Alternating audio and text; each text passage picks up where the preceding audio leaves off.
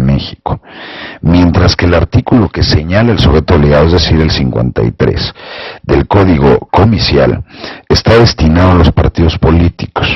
Estos últimos no son sujetos obligados directos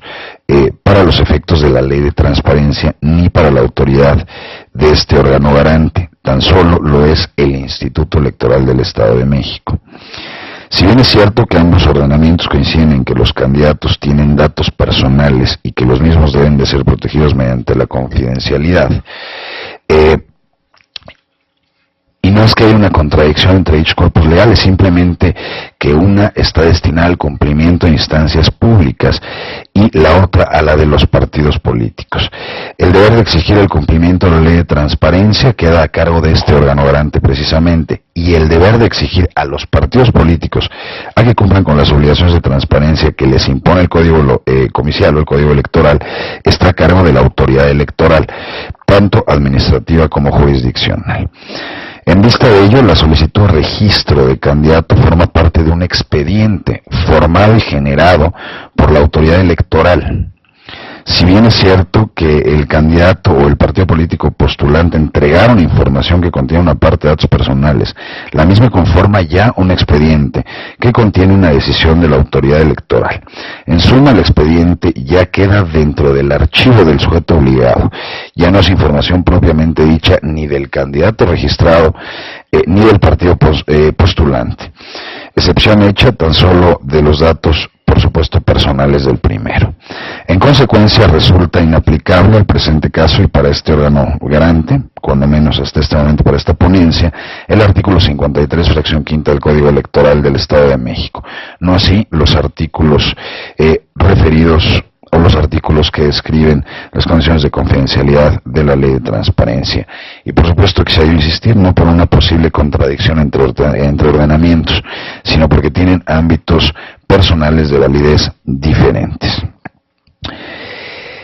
Es importante aquí hacernos la pregunta, arribar a la pregunta de qué tipo de documentos y datos convergen en un expediente del registro de candidatos, que incluye por supuesto la solicitud de registro. El Código Electoral mexicano establece todo un capítulo sobre el registro de candidatos cuyas disposiciones, entre otras, básicamente establecen, para no describir todas las condiciones de la normativa electoral, básicamente las normas jurídicas, se puede presumir que en el expediente registro de un candidato derivado de dicha normativa a la Gobernatura del Estado de México debe contener cuando menos lo siguiente. Uno, la plataforma electoral del partido político o coalición, es decir,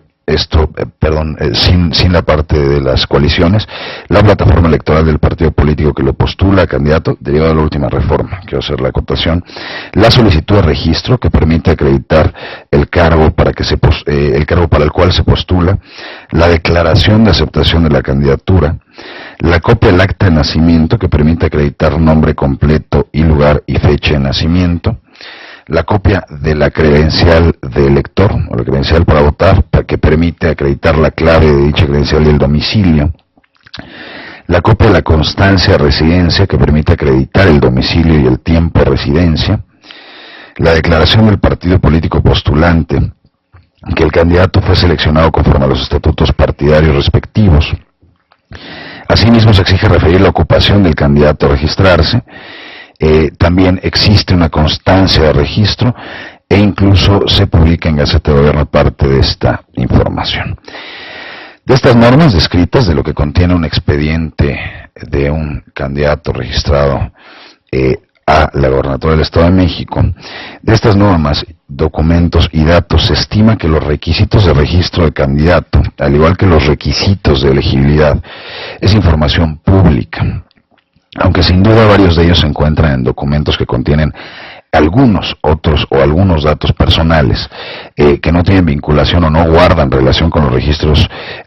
del registro de la candidatura.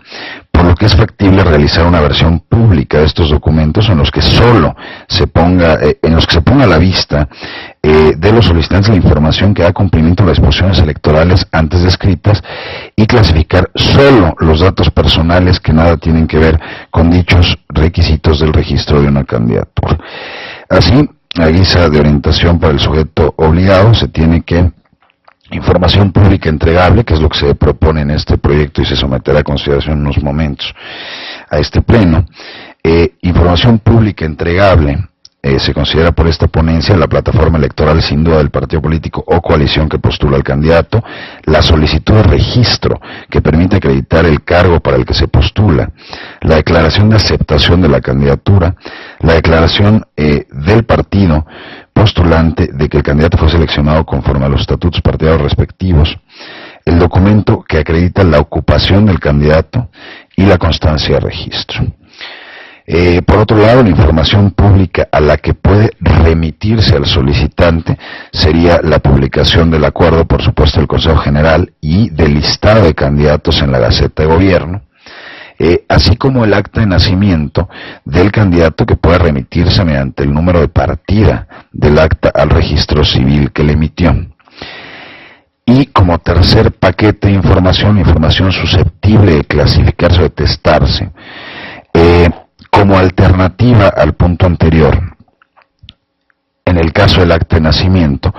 por supuesto una versión pública, es decir, o se remite con el número de partida del acta al registro civil, o se entrega como alternativa el acta de nacimiento en una versión pública de la misma, en la cual solo se haga constar el nombre completo y el lugar y fecha de nacimiento del candidato a registrarse o registrado, con la atesta de los demás datos que aparecen en ella, tales como los nombres y domicilios de los padres y testigos.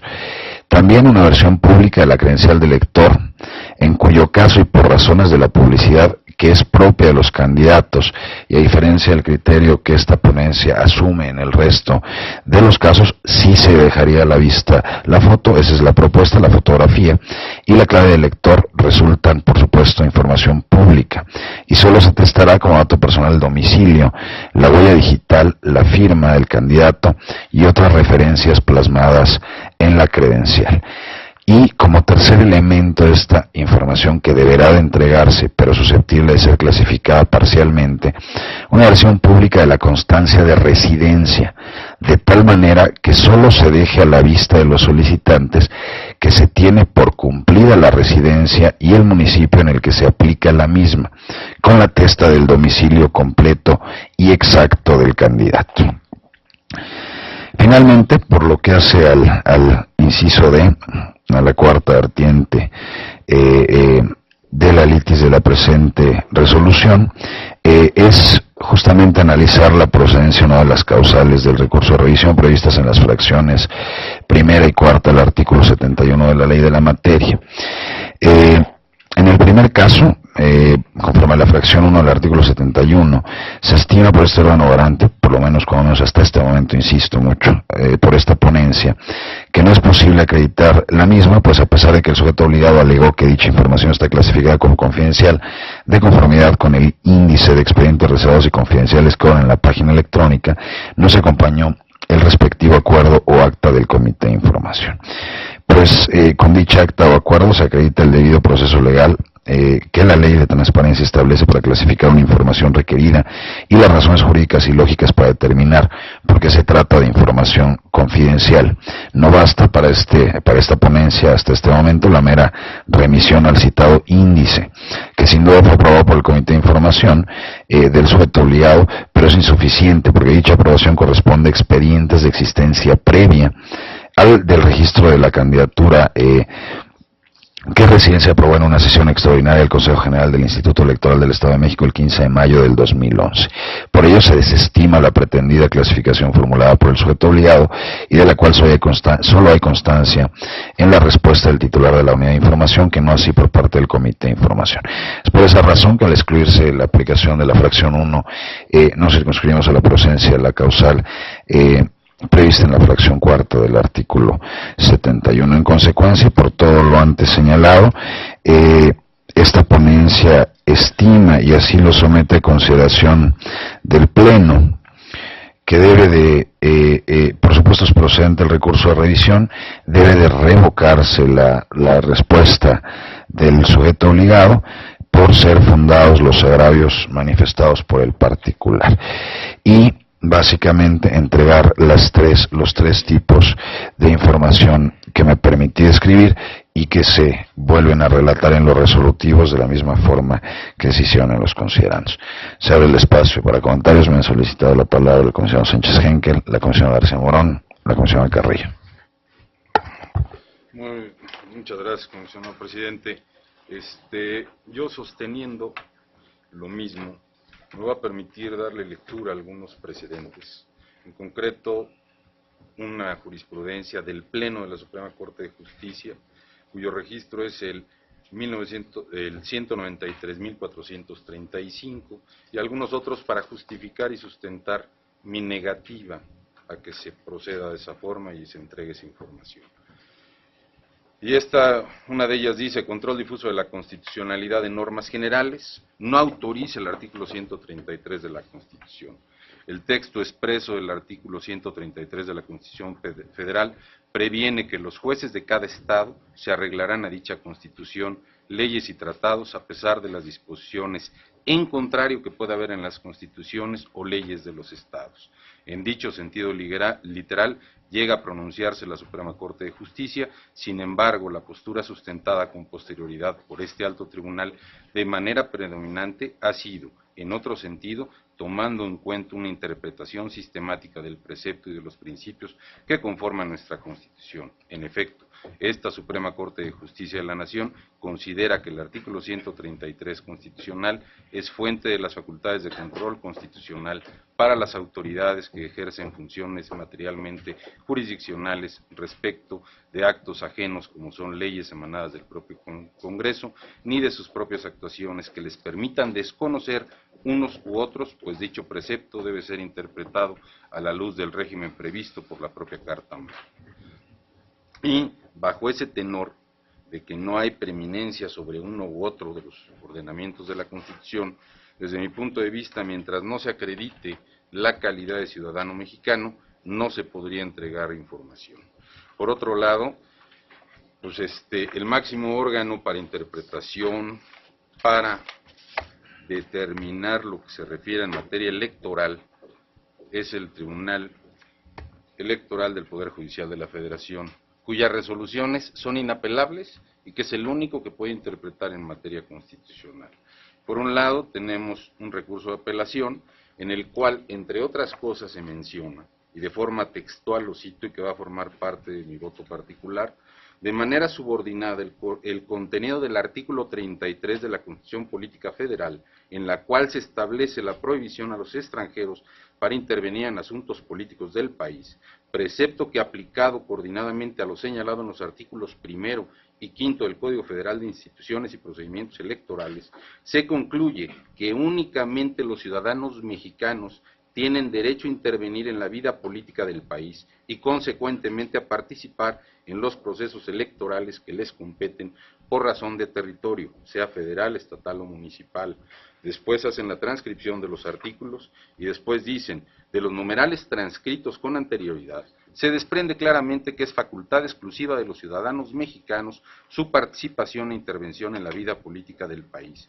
participación que se materializa a través de los diversos procesos electorales que se llevan a cabo para la elección del titular del Poder Ejecutivo y para la elección de los integrantes del Poder Legislativo, tanto a nivel federal como estatal o municipal, señalándose que la colaboración que realizan los ciudadanos mexicanos en los procesos electorales es tanto activa como pasiva. Activa traducida entre otras modalidades como el derecho que tienen para ser candidatos a puestos de elección popular, observadores electorales, miembros de mesas directivas de casilla, consejeros electorales, etcétera, convirtiéndose en actores de la política, y es pasiva cuando únicamente ejercen su derecho a votar sin tener mayor colaboración en el desarrollo del proceso electoral. Paralelamente, los derechos políticos electorales de los ciudadanos consisten en votar y ser votado en las elecciones populares, asociarse individual y libremente para tomar parte en forma pacífica en los asuntos políticos y de afiliarse libremente e individualmente a los partidos políticos. Consecuentemente, el desarrollo de un proceso electoral entraña necesariamente actos políticos, los cuales únicamente pueden y deben ser llevados a cabo por los ciudadanos mexicanos. Asimismo, debe mencionarse que el Código Federal de